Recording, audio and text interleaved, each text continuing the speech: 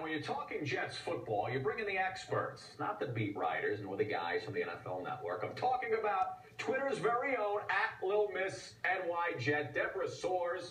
We're going to call her Deb from now on. She says talking Jets is an addiction. She's got her finger on the pulse of Jets fans everywhere. Deb, thanks for coming by. Thanks so much for having me. Listen to me. We have to start, of course, with Darrelle Revis.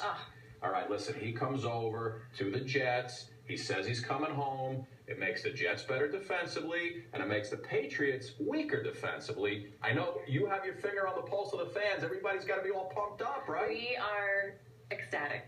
That last part you said is the most important part. The He's no Patriots, longer a Patriot. No longer Patriot. Yeah, well, you know, if you think about that statement, the Jets, they get Cromartie now and Darrelle. Makes them much better defensively, and the Patriots are now weakened. So it was the huge missing piece last year.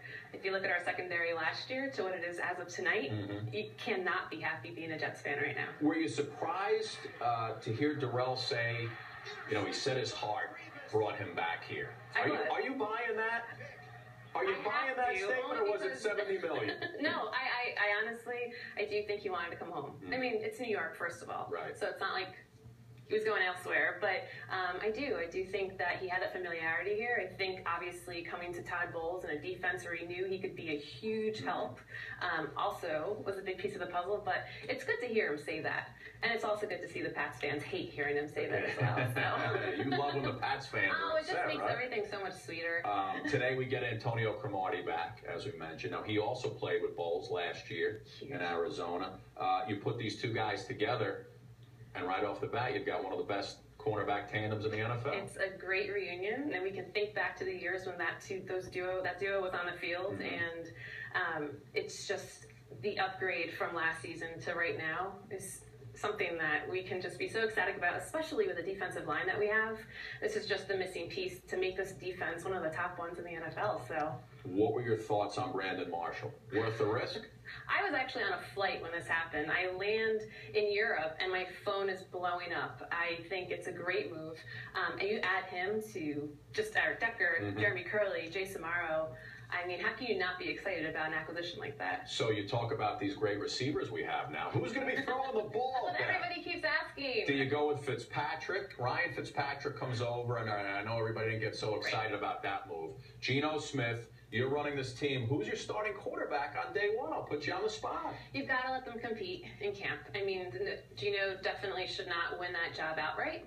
There was no quarterback this year as a free agent that was going to be that exciting. Nobody that we were going to get that excited about. So at least Ryan Fitzpatrick is familiar with Chan Gailey. He had some of his best performance with him.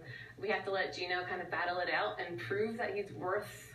He has the talent to have that starting role. So it's going to be a year we just have to have that kind of a stopgap year until next year and hopefully draft one in a better class next year. Are you ready to play the gangrene trivia quiz? That's why I'm here. I know that's the reason you came, right? All right, this is going to be all things Jets, gangrene, the whole deal. It could be anything. It's a potpourri. You ready? Gentlemen, start my music, please. There it is. All right, then, here we go. Okay. Name the celebrities with the last names green or white. This is our first segment. Megan Fox is married to... Brian Austin Green. Nice. 90210 fame. That's the only reason I know. He was Dr. Evil's son in Austin Powers. The short guy is... red hair. Seth Green. Very nice. 2 for 2. He sang Can't Get Enough of Your Love, Baby. Very light. Did I sound like it at all? You did. Very nicely done. All right, here's a Jets question. Okay. Which Jets quarterback started the most games for gangrene in franchise history? Broadway Joe. Nice. You knew that one right off the bat, huh? Which Jets quarterback was the first rookie QB in NFL history to start his career with a 3-0 record? The Philadelphia Eagle, Mark Sanchez. Very nice. You want Sanchez back or no? No. All right. Keep it going. Best of luck in Philly. The song, When You're a Jet All the Way, is from what Broadway show and movie? What musical? That is from West Side Story. Very nice. Last one. Okay. And you win the car. You ready? She sang I Love Rock and Roll and I Hate Myself for Loving You. Joan Jett. Very nicely done, young What are you lady. doing? Deb Soares, ladies and gentlemen. You can find her on Twitter @LilMissNYJet. For all opinions on gangrene, this is the lady to speak to. All right, I want to check in again on our Chevrolet play of the day.